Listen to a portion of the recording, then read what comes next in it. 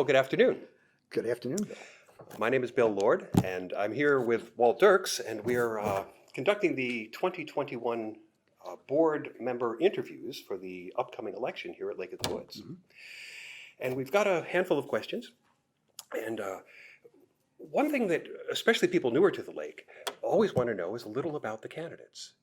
So could you just tell us a little about yourself, how long you've lived here, and what your community involvement has been in previous years? Good question. Actually, my wife and I, my wife's Mary Jane Atwater, we bought a house at Lake of the Woods on the day after Thanksgiving in 1997. And we were weekenders from 1997 to 2013. Really fell in love with the community, renovated our house, which was a bit of a time capsule when we bought it. And in 2013, Mary Jane retired. I semi-retired from my law firm, and we moved down here full time. Gosh, it's 8 years now. It's kind of scary. And since that time, we both have been deeply involved in the community. I have helped as a lawyer. I've helped on a nonprofit or basis to provide legal services to nonprofit organizations, such as the LOW Lions, the Lionesses, the Link. I was the help found that, and also Ladies Golf Association, just helping out on those things. And then I was elected to the board 3 years ago, and so now I'm finishing up a 3-year term on the board. And during that time, I was secretary for 1 year, which gets you deeply involved in sort of corporate governance aspects of the enterprise. And for almost the last 2 years, I've been treasurer, which has turned out to be a bit more of an adventure than I expected it to be because of the pandemic. Sure. The other thing is I'm involved with the Lions Club as a member with a concentration on the food pantry. And once a month, Mary Jane and I deliver food in various places in Orange County, and that's a bit of an eye-opener. You get to see a part of Orange County that's a lot different than Lake of the Woods. Yeah, very much so, very much so. So one of the biggest misunderstandings, so to speak, among residents is how things work between the board and the general manager. Can you explain a little more about the role that the two have and how it affects people here at the lake? Sure. Basically, the board hires the general manager and the staff. We are a self-managed association. We don't hire a private company to do it. We actually do it ourselves. And so the board sets policies, establishes the rules and regulations, sets a budget, and in every fall sets goals for the following year. And the general manager is basically in charge of implementation. So there's an oversight function. The general manager and the board work very closely together because there's a lot of back and forth about the details as things go forward. If there's any kind of a major deviation from what the plan is, that obviously comes back to the board.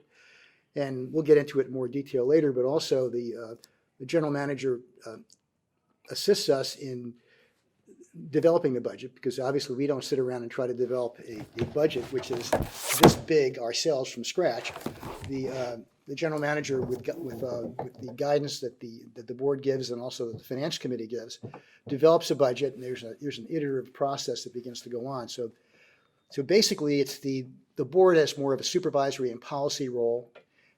The general manager is implementing things on a day-to-day basis. Now, another aspect that people don't get is that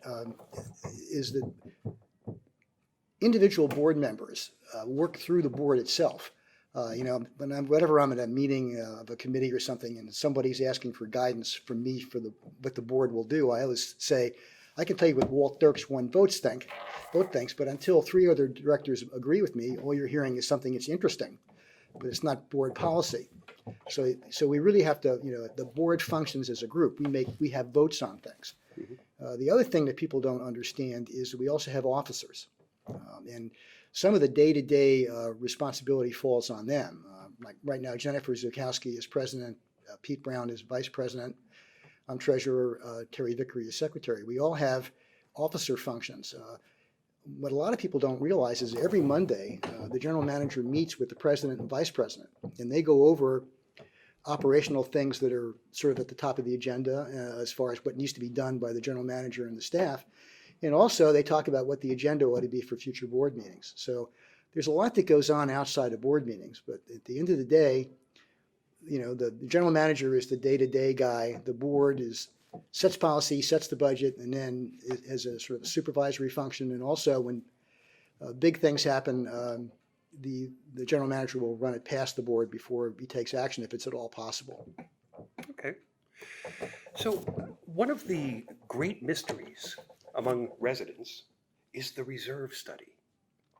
A lot of folks really, many of us don't understand exactly what it is. Can you explain what the reserve study is and how Lowa uses it? Sure. This is another one of those things that until you've actually spent some quality time with this reserve study, it is a mystery. This is the reserve study. It's done by a professional company. These are guys who do this for a living. It's well over 100 pages long, and it has in here every capital item that we own as an association. And when it comes to things like buildings, it breaks it down into components. When you say a capital item, Right. you mean everything that the association owns right down to the pencils on the desk? Not that small. If it's a really tiny item, it doesn't. In fact, what we did 2 years ago is we removed televisions from the reserve study because we have televisions around here. We have one right there in this room here in the community center. We got a bunch of them in the clubhouse. The TVs used to be expensive, so those used to be capital items that the reserve study worried about. Now they're sort of they're almost throwaway items, so they're not in there anymore. So what it does is it actually, the reserve study actually goes out decades because some items, like the roof on the clubhouse, which we're replacing this year, is now 20 some odd years old. So every item is in there, and there's a calculation that's done so that we know what the anticipated cost is every year in the future out in a number of years. Obviously, the further out in time you get, the more problematic it gets because who knows what costs are going to be 15 years from now. But if you're out 2 or 3 years, they can do a pretty good job. And there's a graph in here in this reserve study that shows you the cost that anticipated every year, and it's not static, it goes up and down. The next few years we're on an incline, and so what the reserve study does is tells you not only what you're going to have to spend next year, it tells you what little extra you ought to put aside to make sure you don't have a a shock 4 years down the road when you've got a big jump in the number of items you need to work on in that year. And so, for example, in the current budget year, we're scheduled to spend $1.45 million on repair and replacement items. We're actually putting away $1.7 million. And that's to pre-fund one of those future years so we don't wind up with a sticker shock 3 years from now with a much bigger bill. So we try to smooth out the cost over time. So it's a very big deal. The state law requires that we do a soup to nuts reserve study every 5 years. We do it every 3 years. And then in the off years, we freshen it. Now, another thing that people don't realize is that we just don't get this book from Miller Dodson, which is the company, and say thank you very much. It's actually looked at pretty closely. Well, first of all, the planning committee looks at it. And then around Halloween, the board has a very long session with the staff going over all the line items that are coming up in the following year or two to find out, do we really need to do this item next year? Is it possible to push it out in time? Also, are there some items out 1 or 2 years that quite frankly probably ought to be moved forward because you got a car on its last legs or something like that? So it's a very useful tool, and you're talking a lot of money. As I said, the contribution to reserve this year was $1.7 million. So it's something that's very important to us. So the reserve study has a lot to do with the operating expenses of the association. It's not operating expenses. That's a separate budget. This is we call capital items. Uh-huh. The operating budget is paying for the running of the golf course or the staff and things like that. We have a separate this is a capital budget, and this is driven by the accountants. The accountants make you do this because the they want you to treat it differently. The IRS insists you treat it differently. Sure. So we have basically capital items, which are, for the most part, things you can touch and feel. You know, you've got the parts of this building. You've got automobiles. You have heavy equipment that the maintenance uses. It's usually something you can touch. Okay. Is a capital item. So how does Lowa develop the operating budget? And Okay. I'll throw this out as well. How do you think the general manager should handle any unexpected expenses? Okay. If you could fold those two Sure. together. Well, this is the operating budget. It's hundreds of pages, and so the way it works is that we actually have a calendar, a budget calendar, a budget planning calendar. Now, last year's budget calendar had over 25 benchmarks on it, and different time periods. And inside every one of those time periods, there was typically more than one thing going on. We're already starting the budget process for next year.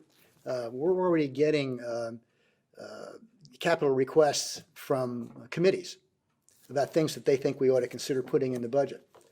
And what will happen is in September, the Finance Committee will come up with budget guidelines, suggestions about things that ought to be considered in this year. That's typically 1 or 2 pages long. Some years it's longer, depending on what's going on, which is then adopted by the board toward the beginning of the board year. That's then used by the general manager and the staff to create a draft budget. Now, another thing along the way is, as part of the budget process, is that the planning committee is then giving us a new asset and improvement suggestions, a 5-year capital plan, they call it. And this is a 5-year capital plan from last year. And this came to the board in November. And once again, it helps to be a speed reader when you're getting into some of these things. And so then what we'll do is we'll, sometimes with some tinkering, approve the capital budget, which is separate from the reserve study, because this is sort of new stuff. The reserve study is basically maintaining and repairing stuff we already have. So we'll approve this probably in November. So now the general manager has got the repair and replacement reserve study that's been semi-blessed by the board. He's got the capital budget's been semi-blessed by the board. He and his staff then put together a first draft of the budget. And and it comes out in a book like this, only it's everything's tentative in it. The committees get to take a look at it, and the community at large gets to take a look at it. And then in early December, there are 3 days of meetings with the public meetings, usually in Marion Pronk Hall, lots of tables, and we talk about go through every section of the budget where the relevant staff is in there to ask questions, answer questions that are asked of them. A lot of back and forth. The budget is looked at very closely. It's almost a line by line item. It is it's not for the faint of heart. Lots of coffee is drunk at those meetings. So when we get to the end of that, then the planning and the finance committees will make recommendations. The general manager typically meets with the committees to talk through some items that are perhaps a little controversial. The general manager then revises the budget, and then in January, the board has meetings, talks about the budget, makes changes. And in my first year on the board, when we got to the end, when we're going to finally approve a budget, there were over 20 proposed amendments to the budget by directors. I think we've gotten a little bit better at fine-tuning these things. Last year there were 2, and those were basically ones that were uncontroversial. Everybody said, yeah, we need to fix this. So I think we've learned a lot about how to make it better, because at the end of the day, you're talking about an organization that spends over $10 million a year. Right. So what if there were an unexpected expense? Good question. It happens. And let me give you an example. A piece of kitchen equipment at the clubhouse that was supposed to last another 3 years up and dies, where the repair guy says, forget it, don't bother. And so that's an unanticipated expense. Kitchen equipment, professional kitchen equipment, tends to be a tad expensive. Right. And so any kind of significant expense deviation would come to the board. And even when it's not unanticipated, any significant contract has to be approved by the board anyway. So, and quite frankly, the general manager is very careful about keeping the board in the loop and getting guidance from the board about things. So that's, the number of sort of out of the blue unexpected things is pretty rare. And, unfortunately, things tend to die sooner than they're supposed to rather than living much longer than they're supposed to. So we do have the unanticipated expenses that do come up, and they come to the board, and if it's any kind of significant amount of money, and we have to act on it as a board. Sure. So a few moments ago, we were talking about the capital reserves. Yes. What is your understanding of the capital reserve funds, and what future capital projects do you think are critical to the community? Sure. Well, actually, like everything here, just about, there is actually a policy, the reserve policy. The reserve policy covers the contingency fund, which right now has $100,000 in it. That's for large unanticipated expenses. A storm comes through, and we wind up with $20,000 worth of overtime that's not in the budget, because maintenance guys are out there for a week cutting down trees and stuff. But we had the repair and replacement reserve. We already talked about that one. We had the new construction and renovation fees reserve. Now that's used to be called road fees, and that's if you want to build in a new home or an addition, you pay a fee based on the square footage, and that money goes into a fund. And the reserve policy says that the default position is that money is supposed to be used basically for the care and maintenance of and the improvement of the amenities. So that's where the money is supposed to start out. Now, this past year was a boom year for construction, and so we collected somewhere around $800,000 of new construction and renovation fees. Wow. Now, a lot of that was earmarked in advance in the budget to go various places, but some of it is in the kitty right now, and the question will come up as to what to do with that. We have some options as to what to do with it. The new asset improvement reserve is money that's put in the budget in the year, like would be funded on the beginning of the budget year, on May 1. And that's for projects that have already been approved, a new asset and improvement reserve. So we will put money in that covers the projects that we've authorized for the current fiscal year. Sometimes things don't get done in the fiscal year and carry over to the next fiscal year. So the math never works perfectly, because you might have money from last fiscal year that hasn't been spent because they couldn't get around to doing it this year. So we really have three reserve funds, and the big one is the repair and replacement reserve, which has, at the beginning of the year has a lot of money in it. So what future capital projects do you think are critical to the community? Well, we're coming off a pandemic, which was, made for an interesting experience. We also are paying off the Clark loan right now, the clubhouse area recreation complex. That loan is not paid off yet for almost another 4 years. We managed to cut the length of the loan by a year by refinancing, taking advantage of the low interest rates right now. But that loan will run until early 2025. That's $191 on the assessment per lot. We are also finishing up in the next year and a half or so a major stormwater management project that runs all the way from Hollyfield Park down to the lake somewhere in the neighborhood of the small marina to collect some pretty serious flooding issues and stormwater management problems. So we have to fund that. We're also in the middle of a lakes management study. And we asked the company that's doing the management of the lake review to also include stormwater management. And my guess is that we're going to find out that there's some things that really are fairly urgent and really ought to be done to maintain the quality of our lakes, and also to address some of our stormwater issues, because we do have some stormwater issues.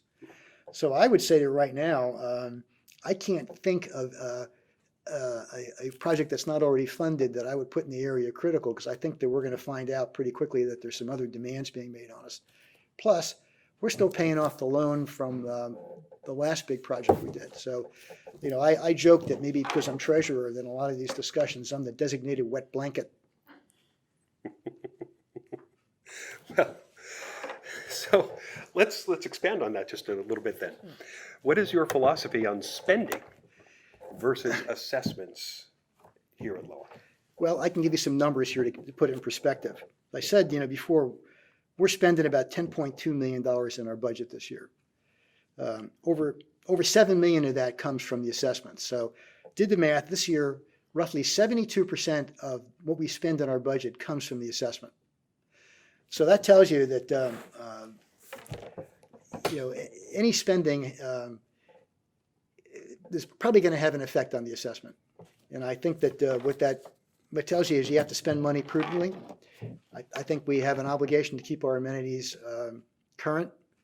We have an obligation to fully fund our repair and replacement reserve. I used to be an engineer, and I always tell people that as an engineer, there are very few mortal sins. Deferred maintenance is one of them. That it's just a terrible idea. So you got $1.7 million off the table before you start. Sure. Then you have salaries, you have insurance, you have the electric bill, you have everything. So the amount of play in the budget is remarkably small.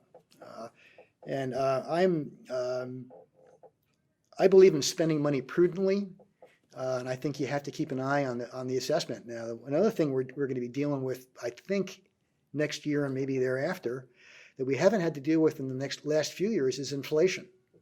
And in fact, our budget which was developed and approved in February, was based on expectations of inflation back then. And I think that the Fed is now beginning to look at its shoes and shuffle its feet and stuff. So I think that we're going to be seeing some inflation, and we're going to have to confront that too. So I guess the bottom line is that I'm not willing to endorse any significant capital spending item beyond what we already have on the table.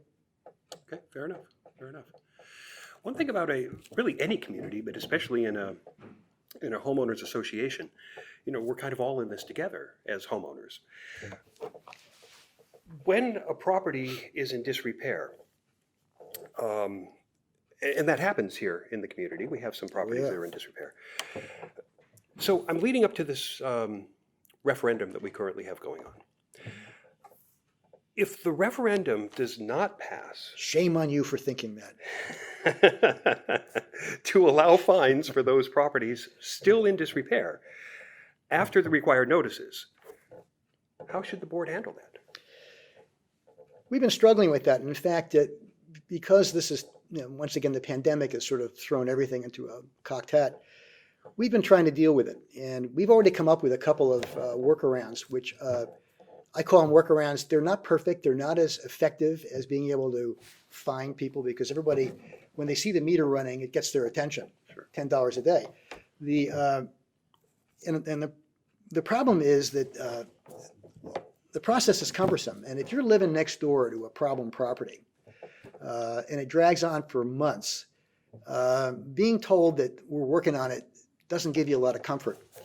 But we've been coming up with some what I call workarounds, which I would want to emphasize are not as effective or as efficient as being able to assess charges on people. And I'll just tell you two things we've done. One is, well, first of all, we've always had the ability, within limits, to declare that that it's gotten to a point where we have to act, and we can go in and do things like mow the lawn and things like that. If there's a dead tree that's in danger of falling on the neighbor's house, we can go in and cut down that tree.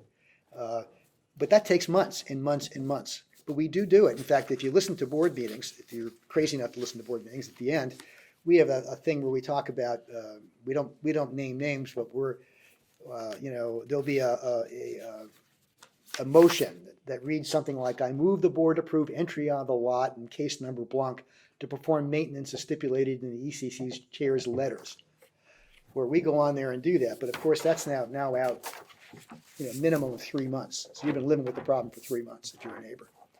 And we can build the member, but once again, the association is paying the money up front and chasing the member down the highway to collect it. Right. Not a great solution, but it beats nothing. We've come up with two additional things by very careful reading of what we can do under our covenants. One is that for a continuing violation, the person who's had the bright blue tarp on their roof for a year, kind of thing. We can declare a continuing violation, and under our restrictive covenants, we can suspend that member's voting rights and also suspend their right to use their recreational amenities. We can also turn off their barcode for the gate at the front and rear entrances. Interestingly enough, turn off barcodes does get people's attention. But we can do that to somebody to try once again to wake them up and get them to do something. Is this as effective as being able to charge somebody $10 a day? No, but it beats nothing. Another thing that we're just starting, and in fact we just implemented it very recently, is once again in our restrictive covenants, we are permitted to assess members for charges that are attributable to their conduct. And so what we're doing with the approval of our lawyers, instituting a schedule of charges to recover the costs of basically the staff time in investigating violations and writing letters to people. Because there's, by the time you put together a package to write somebody a letter saying you're out of compliance, you got staff time has begun to load up. And typically the way this works is we'll write you a semi-friendly letter up front. And then if you ignore that, the letters get less friendly as you go along until finally you get a not very friendly letter from a lawyer. But that once again takes months. But now what we do is for the first letter, we are going to charge $40 for the first letter, which is waived unless you get a third letter. Because sometimes, first of all, the postal service around here is not the best. And so, we've had people who, you ask them, what's your response to our letter? And they say, letter? Right. And you get the impression that they're not kidding you, that in fact they've never seen it. $60 for the second letter. If you get a third letter, you get tagged $60 plus the $40 for the first letter. If the general manager writes you a letter, it's $120. And if you get a not so nice letter from a lawyer, it could cost you up to $600.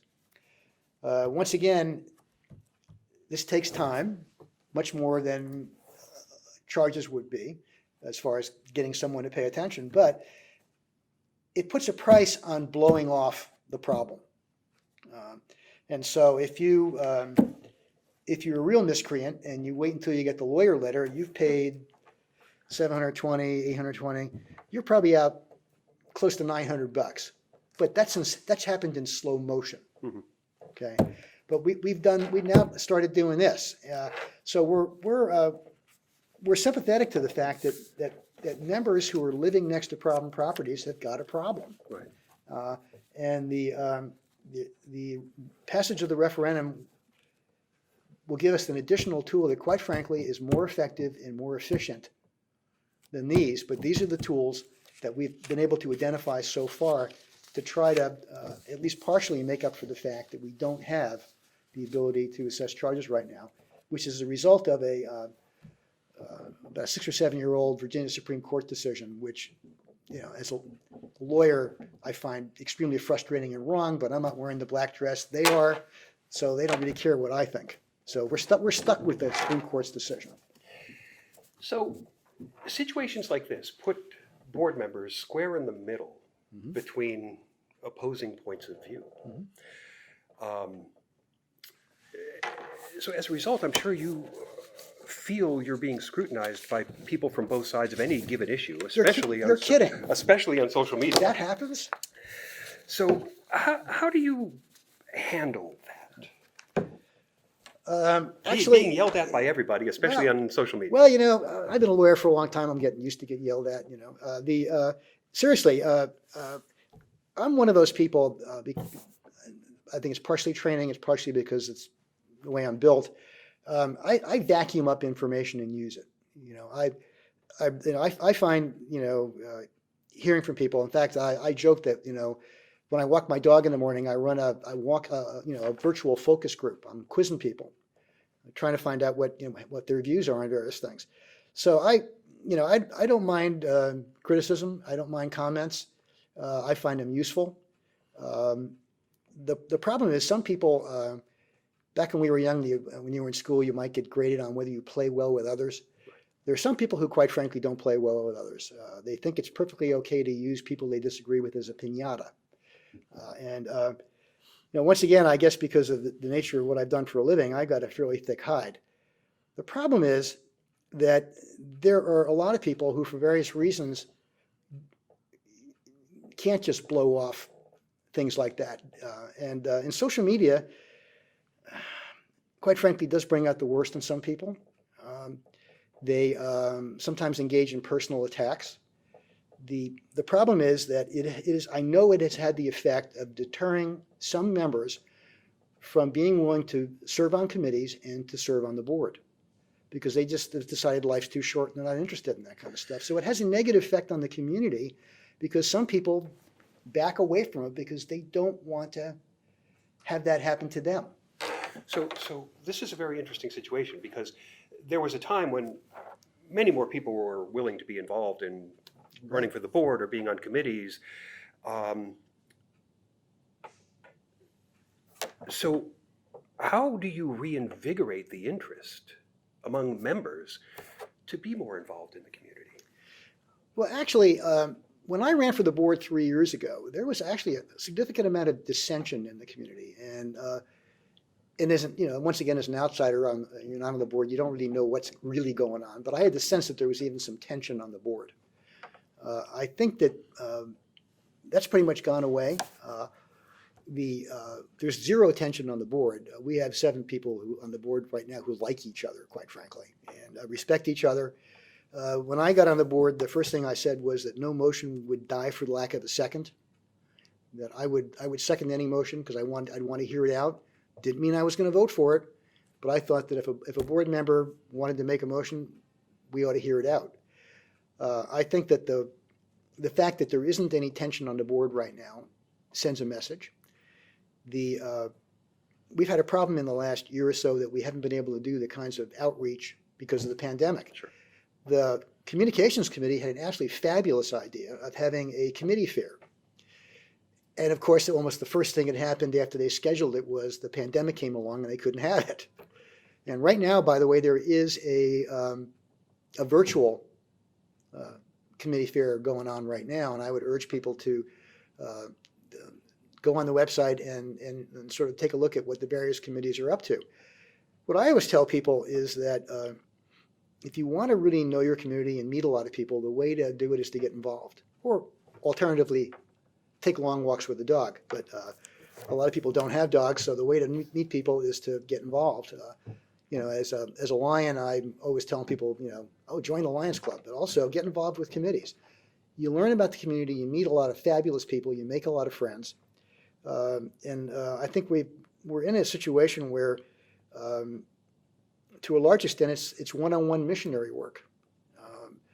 Now, we haven't been able to have these newcomer get-togethers at the clubhouse, so we've had one less opportunity for us to encourage people one-on-one to get involved. But I think that we live in a truly fabulous community with a wonderful bunch of people, and it is a great opportunity to meet people in addition to serving the community. So I can't tell you how many people who are my friends I met, in some form of volunteer work. And it's very rewarding to sometimes get down in the weeds in some of these things because you really understand why things happen the way they do. Sure. So volunteer. So we're getting a little short on time here. Yeah. So this is a long question, but if you could just kind of dial in, well, let me ask it. There are generally 4 styles of decision making: socially sensitive, where you value everyone's input, everybody is important; logical, which is just weighing all of the alternatives; intuitive, coming right from the gut; or a very practical, fact-oriented approach. What is your style? All 4, depending on the circumstances. Really that simple. Once again, I'm a lawyer and an engineer, so guess what? I tend to be very logical and very practical and fact-oriented, but I also, particularly in things where it's a policy kind of thing, you're going to pass a regulation on smoking, for example. Input from the community is extremely important. We always publish everything of any significance for comment in Lake Currents. And the comments are very useful because lots of times members pick up stuff that almost everybody else has missed. Right, right. And my general approach to problems in general is to always ask myself the question, what am I missing?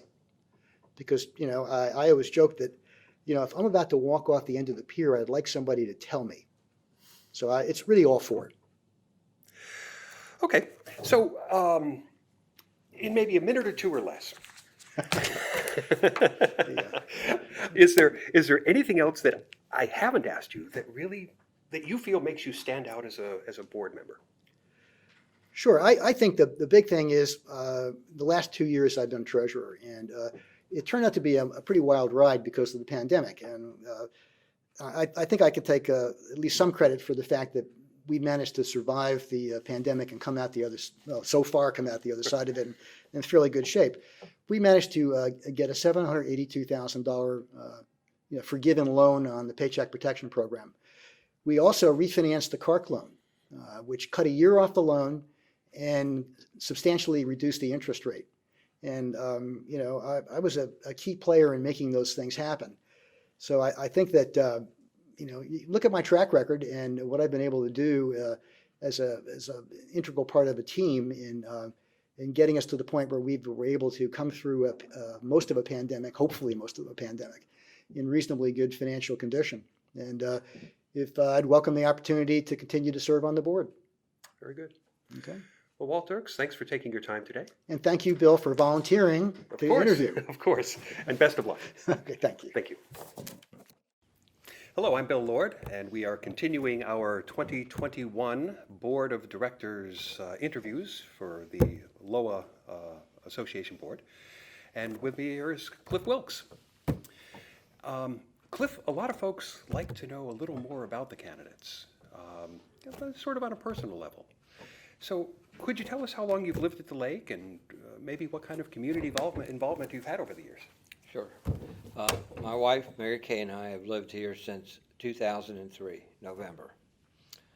Right now, our eldest daughter, Catherine, also resides with us here, along with 4 dogs, 3 pugs and a Chinese crested powder puff, who they're the ones that are really the owners, but it's another story. In January, I moved here, I was still working in 2003. In 2009, I retired from the federal service, from the government, and that included 36 years of service, 4 years with the Patent and Trademark Office, and 32 years with the Postal Service. The last 22 years of that was all in human resources. I was a labor relations specialist and an employee relations specialist, so I helped managers with their problems, and sometimes I was their problem because I handled their grievances too. So after I retired, I then volunteered to serve on the Rules Committee. I served on the Rules Committee from 2012 to 2015. I got an award for an Outstanding Service Award for that service. In 2016, I served on the Ad Hoc Pool and Fitness Committee. I chaired that, and they gave me an award for that after that was done. We did what we were supposed to do. I was elected to the board in 2017. I was appointed vice president of the association in January of 2018, and then I was appointed as president of the association from 2018 September to 2020 September. During that time, I also served as the board liaison. I'm going to read these committees because I can't remember all of them. Rules, M&E, Environmental Control, Legal and Compliance, Equestrian, Safety and Security, Honors Awards. Maybe one more that I couldn't remember. I was also a member of the Investment Committee, but you do that automatically when you're the president of the association. And then October of 2020, after my term was up, the board had to fill a slot, and I applied for that, so I was appointed to serve on the board until this coming September. as a director. So there we go. All right, very good. Thank you. So here at Lowa, we have the board of directors, we have a general manager who all have their own duties and functions. Can you explain to us a little about how you see the role of those two entities, the GM and the board? The board only meets twice a month formally. Because of that, the board running operations here at the lake would not be efficient. So that's why we have a general manager. The general manager's job is to run the association on a day-to-day level. What the board does is make the overarching big decisions. We make policy decisions, we pass resolutions. That's what the board does. The general manager runs things here with employees. He also helps the board, sets up the agenda, sets up the meeting rooms. So it's, we're, for lack of a better term, the board is sort of the executive branch of the association. And then Phil and the committee, not the committees, but Phil and the staff are the folks we get to run things on a day-to-day basis. Now, what that means is, and sometimes this is an issue and sometimes it isn't, but generally directors should stay in the director lane and not tell the staff what to do, because you never know what instructions they've been given by the general manager. If you're not familiar with the employee manual, then you might be telling them to do something they're not supposed to do. Right. So you have the general manager and the cost center managers are the ones that give instruction and deal with the employees. The board doesn't really deal with employees unless for some reason there would be some kind of appeal to the board level. Fair enough. So one of the more important aspects of the financials here at Lowa is the reserve study. What is your understanding of that reserve study and how the association uses it? Okay. State law requires that community associations have a reserve policy and that they fund it. What a reserve policy is, and a fund, is a place where you put money to replace your assets. Now, off the top of my head, I think the asset to be listed has to be more than $3,000 in value. But you list all of the assets of the association, and we have somewhere around 740. And that reserve study identifies the life of that asset and when you need to replace it. Generally, it's not written in stone. It's not like biblical. You have to do it that year. Sometimes we push them out, but generally you're given a guideline of when you should replace an asset.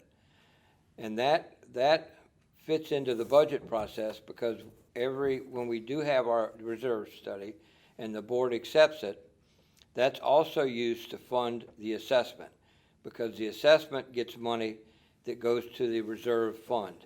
And that's how you do that. You say, well, we're going to replace these projects in the next 5 years, so we're going to start putting the money away for them now. The reserve study, I think the planning committee might be looking 5 years, more than 5 years out, but a lot of that is speculative at that point. But that's what the reserve study is for. It's so that we know when our assets need to be replaced, and we know how to budget the money to replace them when the time is right. Okay, very good. Thank you. So how exactly is, well, not exactly, because that might take 15 days to explain, but generally speaking, how is the Lowa operating budget developed? Well, I wrote out the answer to that question, and it's about 3 pages long, so I'll give you the short version. The budget process in Lowa is an elaborate process that starts in July, and it ends in the second board meeting in the following February. That is the reserve budget and the operating budget. They're done together. They're not done separately. Developing that budget involves everybody in the community in one way or another. The staff sort of starts the process by saying, this is what we need. Then the committees, planning committee, the finance committee, they get involved with it. Members can put in suggestions about what they think ought to be in the budget. And it moves month by month through that process. During that time, we'll accept the reserve study for planning purposes. We'll accept the 5-year capital spending plan for budgeting purposes. And all of that fits in. The general manager has meetings with the staff, and in some cases the board. And ultimately, it's the board that approves both the budget, which includes the operating budget. When there will always be an unexpected expense. Yes. When that happens, how should the general manager handle that? We have policies that cover some of that. A lot of it depends on what that unexpected expense is. The general manager has a limit of money that he can take care of that unexpected expense on his own. At a certain amount, he has to come to the board and say, well, we need to do this, and we need this much money, and we don't have it, or we don't have it in the operating budget, and can we get it from the reserves? And then the board takes action to replace that expense. And to Phil's credit, Phil is really good about telling the board about unexpected expenses that he feels the board ought to know about and that the board needs to take action to take care of. But even though, he reports it at the board meetings and in communications with us, one-way communication. So that's how unexpected expenses get handled in the lake. Okay. Okay? Yeah, perfect. So, could you explain to us what the capital reserve funds are and how that works? Now I have to read it. All right.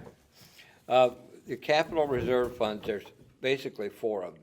There's the repair and replacement fund, that's what's based on the reserve study. The new asset and improvement fund, the contingency, and the new construction and renovation fee. We put money into those things, and basically the title of those funds describe what it is that they're for. The repair and replacement are for things that we know we're going to replace. They've been approved normally as part of the budget process. So we get the money from the repair and replacement fund. If we've approved a new asset to be bought and put in, that comes normally from the new asset and improvement fund. The contingency is just what it is. If we have a contingency, that's what it's there for. We also have one more right now for the CARC loan, and the money that we take from the members for the CARC loan goes to that fund to pay the loan, which we're on track to actually pay that off early. Good. So it will work. Now the current capital spending plan is about $1.5 million, and all of this stuff for interested members is on the website. And I don't think members make enough use of that. But there's a fund under there called Finance, and under there is the budget, the reserve fund. That's all there for members to see. So I encourage members, if they really want to know about this stuff and get into the weeds, that's where they go to do that. Okay. Are there any future capital projects that you consider to be critical to our community? Well, I think the biggest thing the community needs to work on right now is the stormwater management. We seem to be getting more and more rain for whatever reason. I won't get into the whys of that. But it's obvious that we have some places that need to be taken care of. Patrick Henry Court down to the small marina, that's in the process of being studied. We've got plans for it. We've actually purchased some property So we're getting ready to move along with that. But beyond that, we have some hot spots that need to be taken care of. One is off the 10th fairway, and there's a possibility of redesigning that entire hole, but that's a future sort of thing. If forgive me for interrupting, but what is it about these areas that you're talking about that makes them so critical? What is happening? Water. Okay. Water. If we get a bad storm or a long storm, you'll see the water actually go over the road in some cases. In one case, there's another one, another hot spot is Monroe Street and Lakeview Parkway. It fills up a member's yard, basically. It makes it sort of a pool. But that's another hot spot that needs to be studied. Now, we are in the process of updating our lakes management plan, and these hot spots are part of that study. So we hope, it's not going to be done till like November, but we hope by that time that we'll see some recommendations that we can look at in terms of fixing these things. Because these are the things that members see, and these are the things we get a lot of complaints about. Sure. The 10th hole is a good example. Without getting into details, a lot of water goes down through there and heads toward, I think it's Birdie Road on the other side. Mm-hmm. So that creates a sort of an issue there. Now you might say, well, these are individual problems.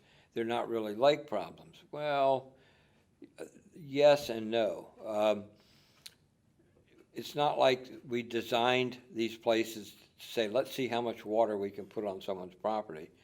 But water goes where water wants to go. And, you know, frankly, had this community been built now, you'd see a lot more retention ponds and things like that to manage the water that comes through here. So that's why I think those projects are the most important right now. There's others that are pretty important too, but that's the one, I was trying to answer the question that way, so that's what I look at. Okay. So could you explain your philosophy on spending versus assessments? Well, there's a balance that has to be struck. The board has to be aware of the consequences of spending on the assessment. I mean, you can't spend money you don't have. So if you're going to spend it, you have to get it. And based on our covenants, you get it from members from their assessment. This is always a tough question because it's a matter of balance. And you want to make sure you have enough money and spend it to keep the common properties in the common areas up to a community standard that's inviting to not only the community, but people that might want to move here. Sure. What you don't want to do is artificially lower the assessment to say, look what I did for you. I lowered the assessment. That's fine if you want to win a popularity contest, but it may not be fine in trying to keep the community up to a certain standard. And so that's why, you know, I just try to strike a balance. I mean, I'd love to say, well, let's build all these different things and let's do it this year. Well, you can't do that because you can't get that kind of money together to do all of the projects that you want to do in a given year. That's why you have a planning committee. That's why you have a capital spending plan. You have to put these things out over the years. So that's my philosophy about spending and assessment. I know we get some folks that want us to lower the assessment. And we're not that kind. The association is not that kind of government. I mean, we can't collect money and help people that maybe don't have as much as someone else. We can't really do that because the assessment is the same for everybody. Unless the members want to have another referendum and change that, which I doubt. Well, speaking of which, we have a referendum currently in place that is addressing properties that are in disrepair. If the current referendum doesn't pass, that would allow fines for those properties still in disrepair after the required notices, what does the board do? The board goes to court. And I can guarantee you that it will cost more to get a problem solved by going to court than it will if we can assess the person, maybe assess isn't the right word, if we can charge the property that's in disrepair and not doing what they're supposed to do, we can charge them directly. A good example is, even though the law says that we can charge $10 a day up to 90 days for a violation, our covenants don't say that. And so that has to be in the covenants. But before Shadowwood in 2012, and that's the decision that started all this, we used to do that very thing. And you would be surprised if you told someone, we're going to charge you $10 a day until you get this fixed, they'd be in within a week. Right. It's fixed. Right. Sometimes the same day. It's fixed. So I know some members feel like this is some kind of power grab, but all we're trying to do is keep the community up. And I guarantee you, if we have to go to court, it's at least $2,000 or $3,000 just to get there. And even though a judge might say, member, you have to take care of this in 90 days, they may not. And at some point, if we go in and fix it, we have to spend the member's money to do that. And the member may or may not get that back in terms of getting it back in our funds and collection. So people need to vote for this referendum. If they don't like it, then vote no. I don't think that's a good idea. I'll be the first one to tell you that. But if they need to vote, the last election, general election, and if my figures are wrong, I'm sure somebody's going to write me and tell me, but I think we had 65% participation rate in the general election. We would love to have that here. Sure. But we're not anywhere close to that. We haven't even got to 50% yet. So members need to vote, and they need to do it. If they haven't done it, they need to do it today or within the week. All right, fair enough. Okay? So board members are always between a rock and a hard place, so to speak, because there are always two sides to an issue, sometimes four, which subjects you to a lot of scrutiny throughout the community on your actions and your statements, and especially on social media. How do you deal with that? I don't. I have a social media account too. I have a Facebook page, but I'm very careful about who I let on that page. I let family and some friends on that page. And the first one that writes something to me about the board will be the last post they give to me.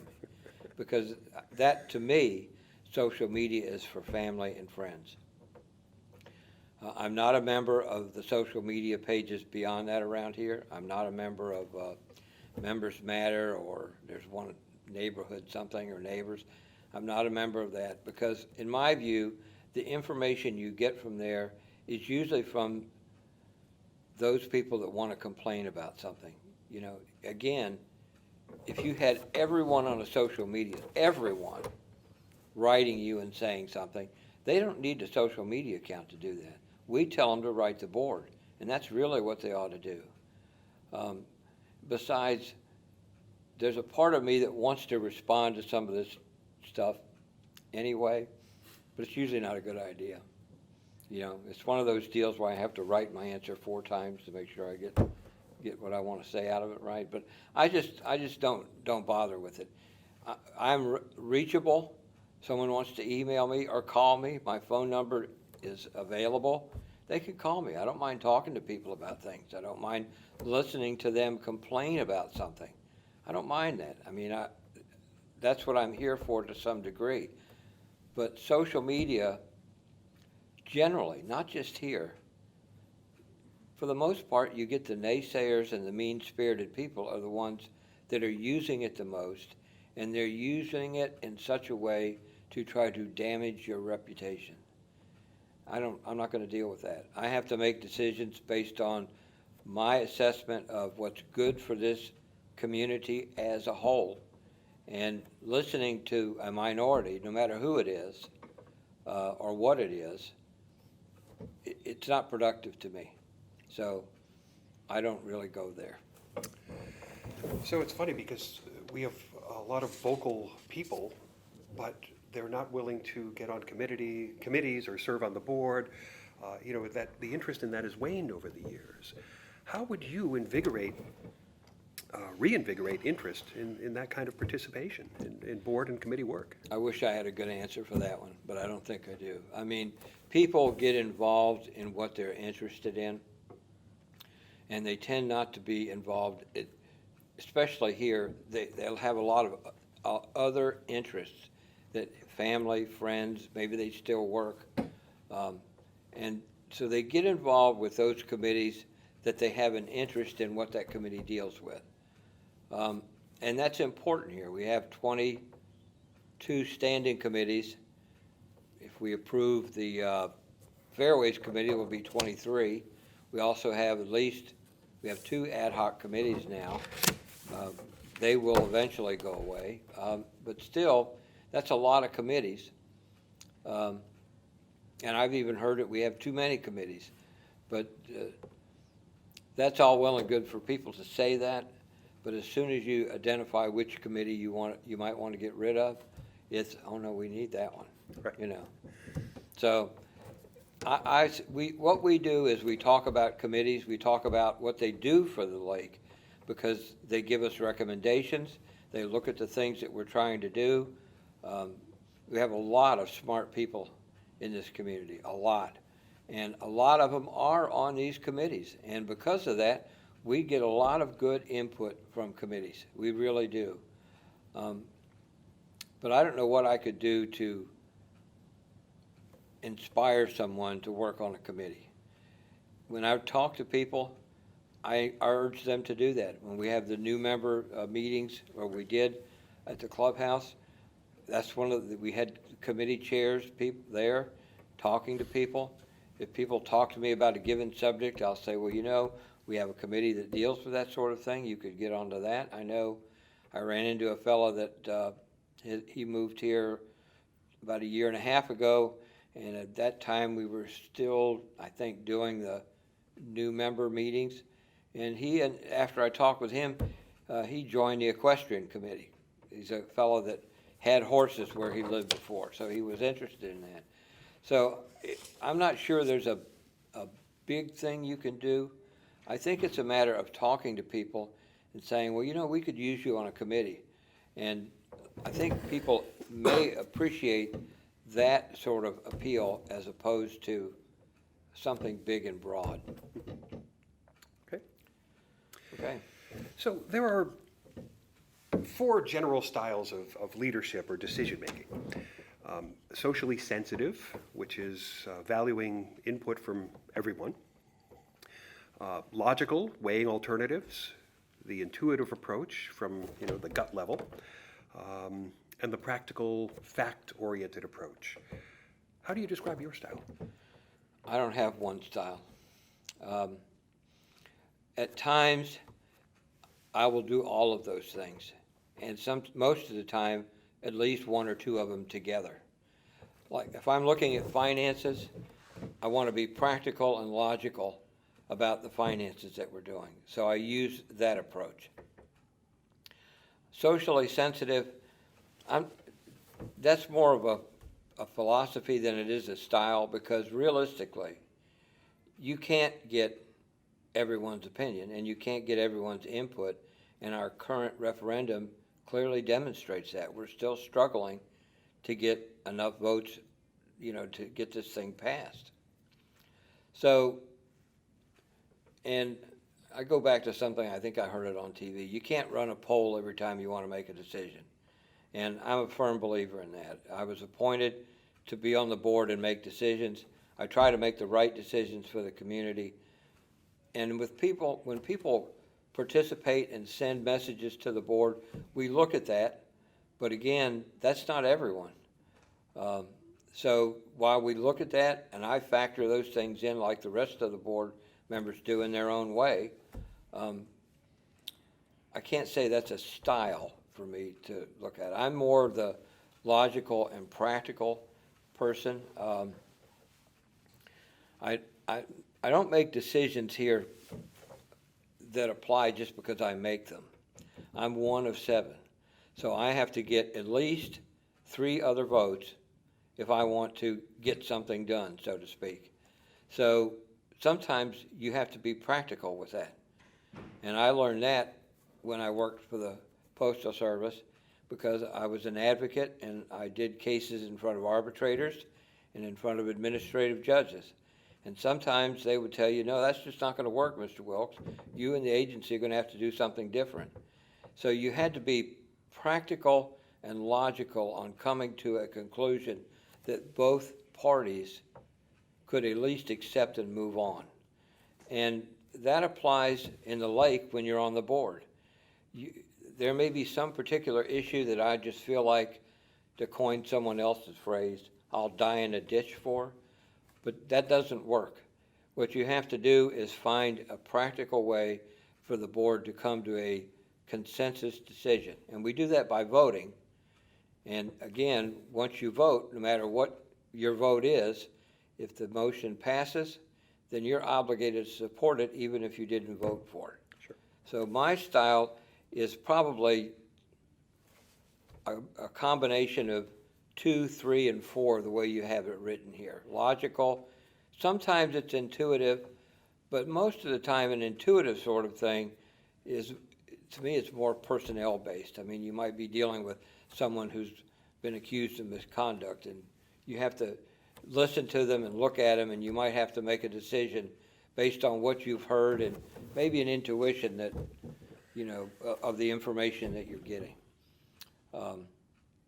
But I think logical and practical are the ones that are the most realistic to being on the board and getting things done. Because I've had things that I wanted to do voted down. I've had a lot of the things that I thought were good approved. So, I mean, it's a learning process, and I've learned. So Cliff, what haven't I asked you that you could tell us? What can you tell us a little more about yourself, about what just makes you stand out as a board member? I don't know that anything makes me stand out. I've looked at the bios for the other 2 candidates. They're outstanding people. They have an outstanding curriculum vitae and experience. If this were a contested election, I might say something different, but it's not a contested election. So as long as I get my wife to vote for me, then, you know, I'll be in. But I'll say this.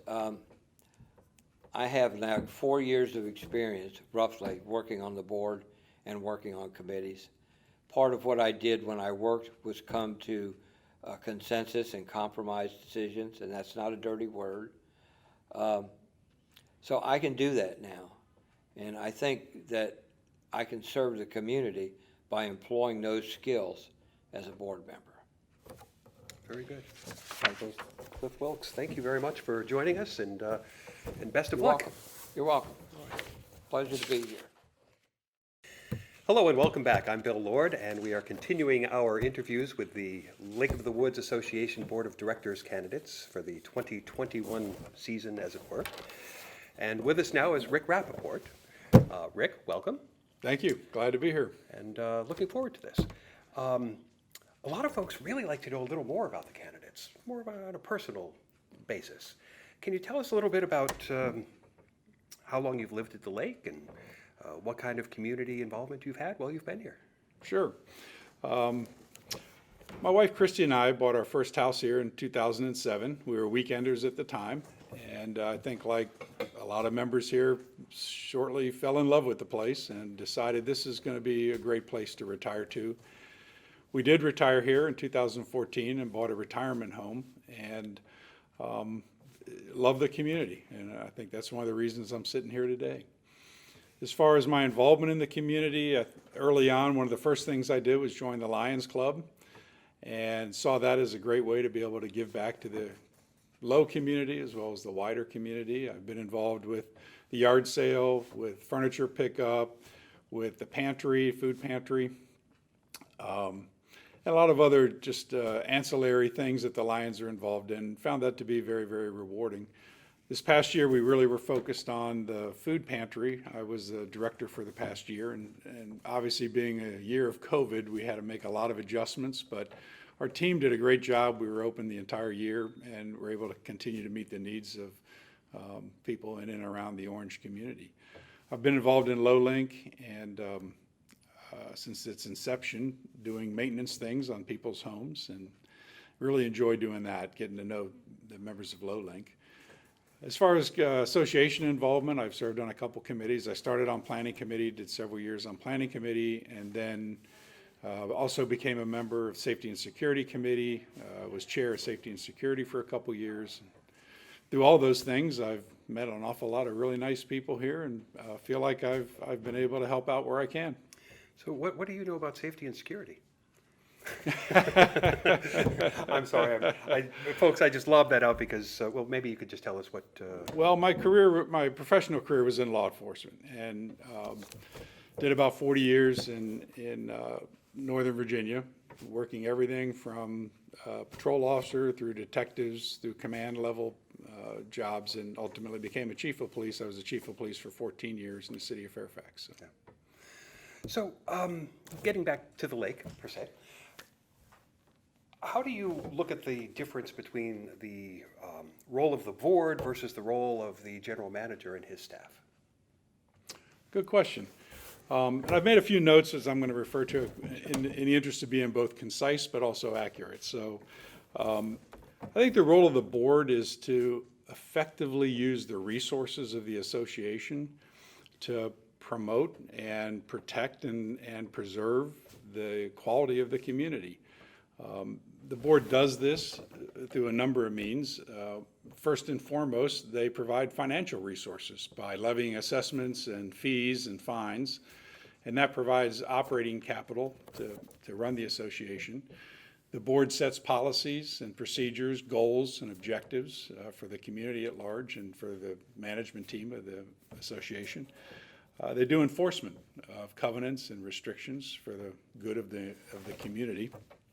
And they also hire staffing resources, general manager and his staff, and supervise that, the general manager, to carry out the day-to-day operations of the community. And the general manager and his team basically manage the day-to-day operations of the association. And that's necessary because this is an extremely large, complex organization, and you really need the professional expertise to do that well. Okay, fair enough.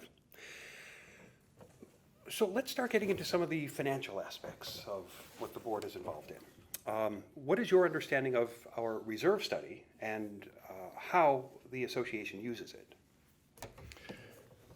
I presume you're referring to the Miller-Dodson study and how that informs the board in their management of the capital reserve funds.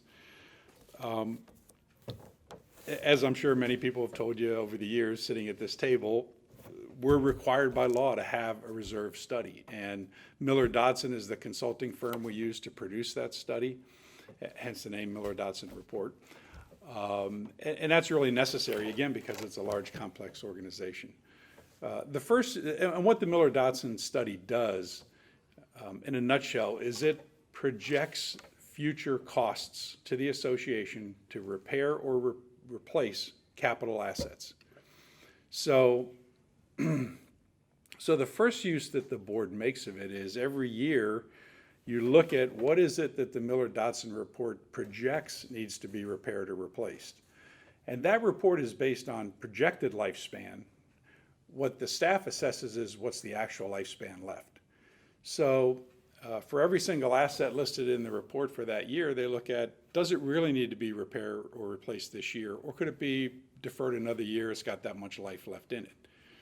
The flip side of that is they look down the road in the next coming years and they say, perhaps there's things that need to be replaced this year because they don't have another year left in them. And so that has to be accelerated. And once they go through that process, then you have a better idea of what's the real potential cost in the coming year to maintain the capital assets of the association. The second use they make of it is Miller Dodson projects 3 years down the road, I think it's now 5 years down the road, what are the future anticipated costs to maintain our capital assets? And that's helpful because in every given year it's different. And so you can have some real peaks and valleys in terms of projected costs. And so as the board looks down the road and says, well, in 3 years, we're going to take a real hit, it's a really high number for what needs to be replaced that year, they can decide, well, let's fund some of that a year early, or let's defer it a year if we can. But that's helpful because leveling those costs help keep the assessments level. Right. Otherwise, you have a really high assessment one year, a lower assessment the next year, a medium assessment, and it's just high fluctuations. And so that's a really useful tool to have is that reserve study. Right, fair enough. So can you tell us how the Lowa operating budget itself is developed? Well, as I said, the board sets goals and objectives for the association, for the community. And so the general manager looks at what's the funding requirements necessary to achieve those goals and objectives. Obviously, many of those are many years in terms of how long it's going to take to achieve certain goals. But every year, you want to be making progress. So the general manager is looking at what funding is necessary to advance the goals of the community. The second piece is what's the funding that's necessary just to operate the association next year? And that's a big piece of it, obviously. So with input from the department heads, they begin crafting a draft budget. At the same time, input's coming in from all the committees, Finance Committee and Planning Committee in particular, because they're very focused on capital projects and the actual current year performance in the case of the Finance Committee. And so they have a significant role to play in terms of recommending to the board what to fund in the coming year. So throughout that process, there's also opportunity for member input through public hearings and again, coming in through committees.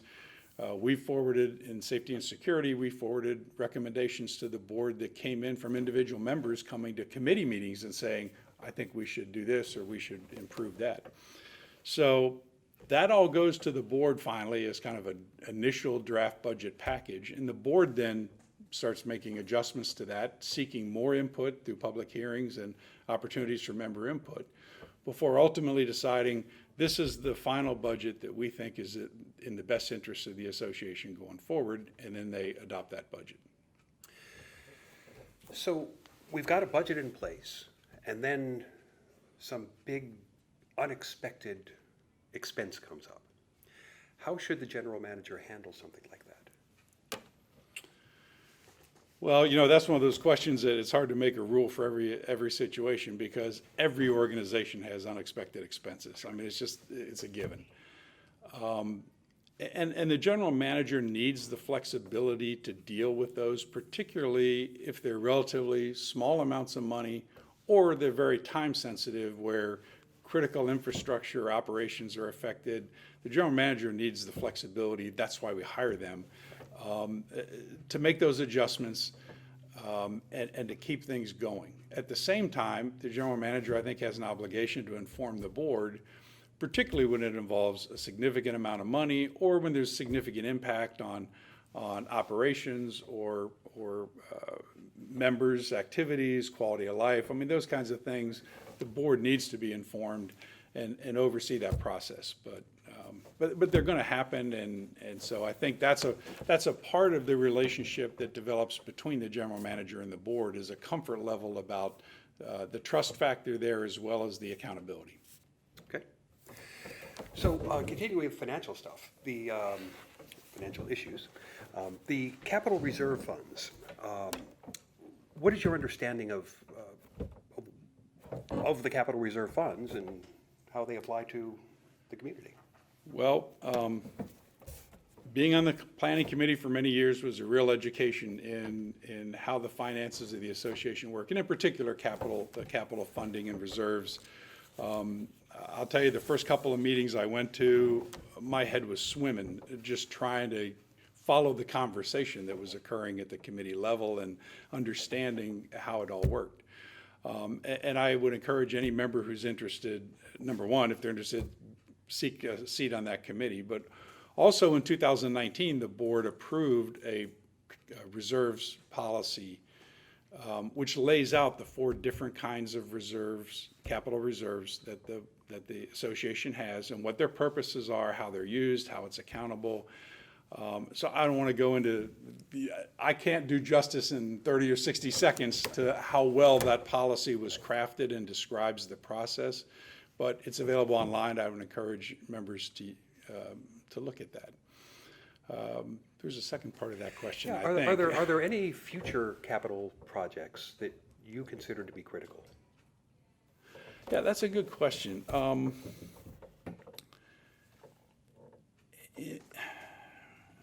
I don't want to name projects, first off, because I don't know that I'm really familiar with all of them that may be in the hopper and how far down the road. I'll say that my view on that is I think critical projects are the ones that preserve and protect the quality of life and property values here in the lake. For most of us, our homes are the biggest investment we have in the future. And so in making sure that that investment is protected by investment in critical infrastructure like roads, stormwater management, water quality in the lakes, the common amenities that people look for and enjoy, to me, that's critical in maintaining the property values of the community. And so I would be looking at those kinds of things when I'm looking at where do I think the priority should be in future years. Okay. So what is your philosophy on spending in relation to the assessments that we have here at the lake? I think that the board has an obligation to really carefully scrutinize spending decisions. Not every dollar spent is a given wise decision. And so I think that the challenge to the board is to discern what's the real value for the money that's being proposed, the money that's going to be spent. That said, I think we have to be careful not to be penny wise and pound foolish with the investment that we have here. Right now, home prices in Low are at all-time high. And we hope that with the development in and around us and in and around Orange County, that's going to continue. Those home prices are going to continue to go up. But that's only going to occur if we preserve the quality of the community here. I think one of the reasons that my wife and I were attracted to this community is because we thought it was a tremendous value for the money that we spend here. Both the price of the homes and the assessment every year, we get great value for the money. And I think most members feel that way. We don't want to be the most expensive community, the richest community. What we want to be is the best value community for the money that you can spend. And what we don't want to be is the deteriorating community in the midst of all the nice neighborhoods that are going to be built around us. No question that's coming. And we want people to look at Lake of the Woods and say, wow, look at the life that I would enjoy there for the money that I would have to spend. That's a great value. And so my philosophy on spending in terms of the assessments is the people who are selling their homes today at those record high prices are able to do that because they've paid assessments for years, and those assessments have been, for the most part, wisely invested in maintaining the quality of the community. And I just think that's the relationship we have to, that's the balance we have to strike between reasonable assessments, but at the same time not jeopardizing the larger investment we have in our homes and in the community. So let's expand on that, because you're talking about property values. And, we currently have, like any association, we currently have some properties that are in a state of disrepair. We have a referendum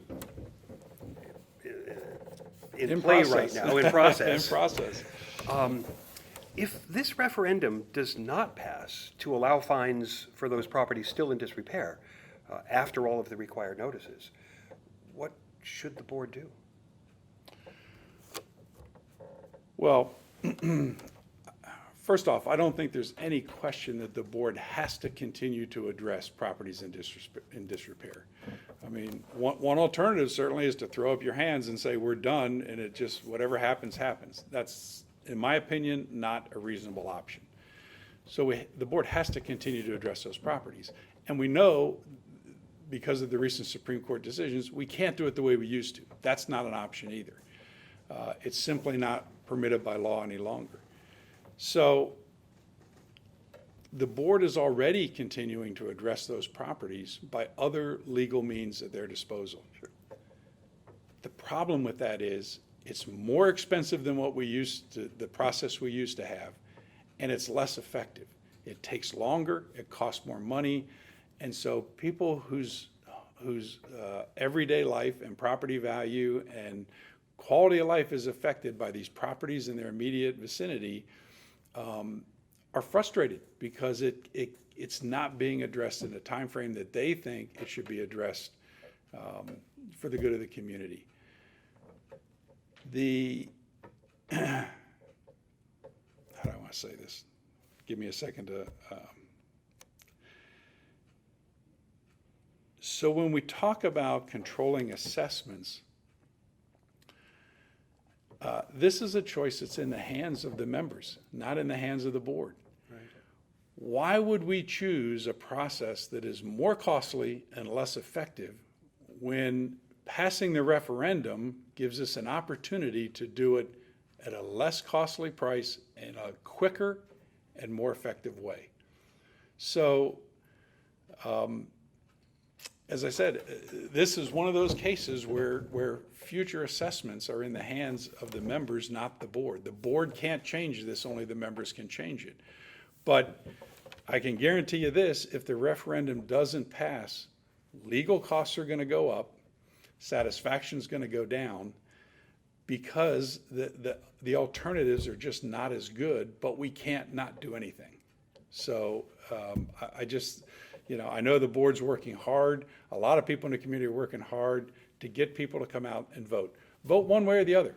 I would hope that people see the logic in voting for it, but even if they vote against it, vote, because that's the only way we're gonna know what direction the community wants to go, what they think is in their best interest.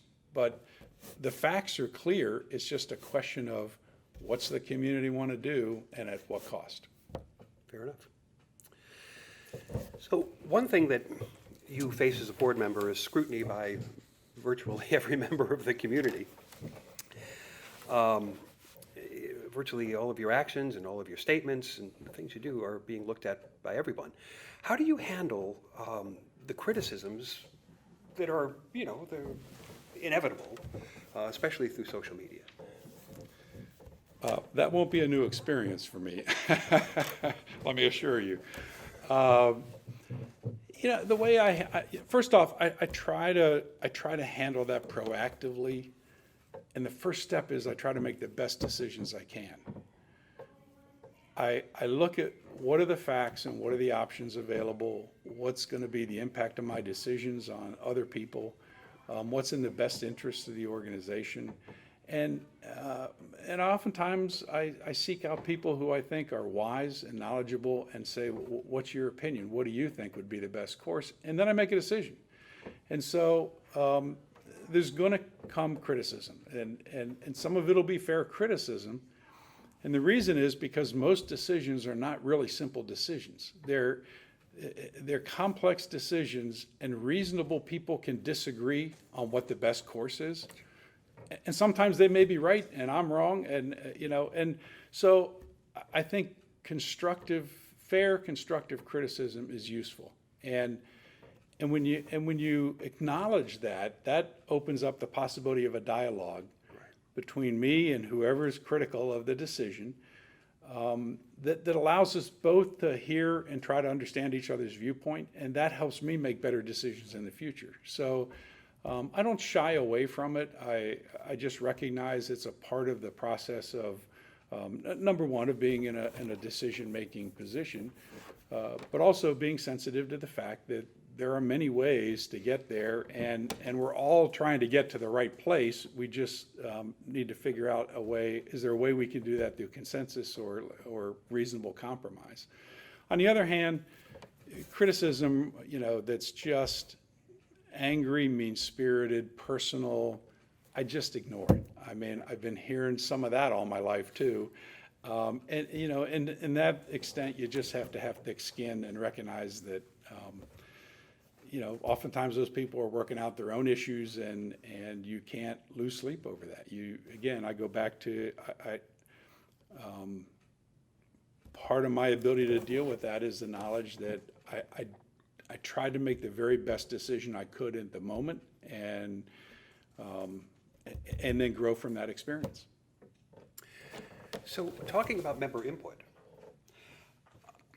how would you propose to get more members to participate in committees and join the board and just be a part of the process? Is there any way that you can think of to invigorate that kind of participation from members? If I could answer that question for all associations, I'd be a pretty wealthy guy, because I think every association grapples with that. Everyone I've ever been involved with in all the communities we've lived in. It's a tough question. I think that people get involved because they want to make a difference. They want to feel a sense of significance in how they view the future and what they think would be an improvement on the future. And there's literally hundreds of things in this community that have come about as a result of people making suggestions, making recommendations, whether individually or through committees. When I was safety and security, we sent up any number of recommendations to the board, many of which were acted on in the ways that we thought they should be acted on. But oftentimes when I talk to members of this community, what I hear, and I say, why don't you join a committee? What I hear, well, there's too many meetings, they're too long, it's a cumbersome process, no one listens to what you say. I'm sure you've heard the same things. I'm sure all of our listeners have heard the same things.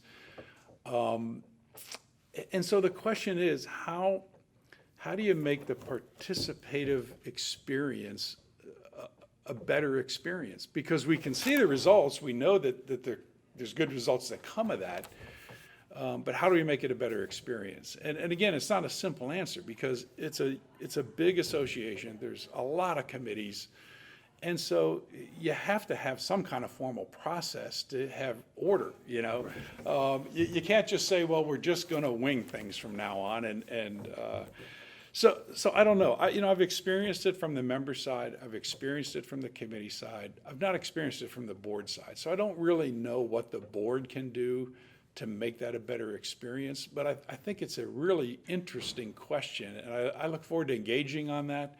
But I don't have an answer. Like I said, if I did, I'd be out selling it on the street. Yeah, no, fair enough. Fair enough. I get it. But anyway, but I think members want. I think. A lot of members, I won't say everyone, but a lot of members want to be involved and they have good ideas. And so the question is, how can we encourage that? Right. Okay. In any leadership role, there are generally 4 styles of decision-making. Socially sensitive, where you value the input from virtually everyone or from everyone. Being logical or weighing the alternatives. Being intuitive, coming from the gut level, and a practical, fact-oriented approach. Which is your style? Let me say first off, I don't think I have any one style. Of the 4 you just described, I think the one that least characterizes me is intuitively. I come from a background where sometimes being gut instinct intuitive can get you killed, and I think in a complex world, your intuition oftentimes can be wrong or very wrong. So, but I think my decision-making style, as I've talked a little bit about a few minutes ago, has elements of the other 3 in it. When I'm faced with a decision, I try to gather all the facts and all the other information that I can about the issue. I try to look at what are reasonable options. What could we practically do to solve this problem. And there may be one or two, or there may be six, but I try to consider what are the possibilities.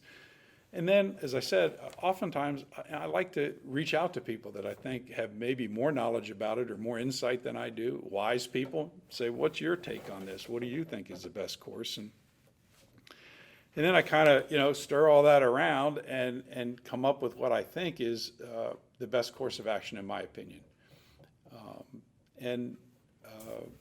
I think for the most part that served me well. I would point out, very few of the decisions that you make as a board member are unilateral decisions. So it's useful to know. I think it's useful for people to understand how I approach problems. But in a board situation like this, I think I would think that approach, a collaborative approach, an open approach, would be helpful and useful. But that's the way I do it. So. Well, you said earlier you don't have all the answers, and I don't have all the questions. So what can you tell us about yourself that I may not have asked already? And just tell us something that you feel makes you stand out as a board member.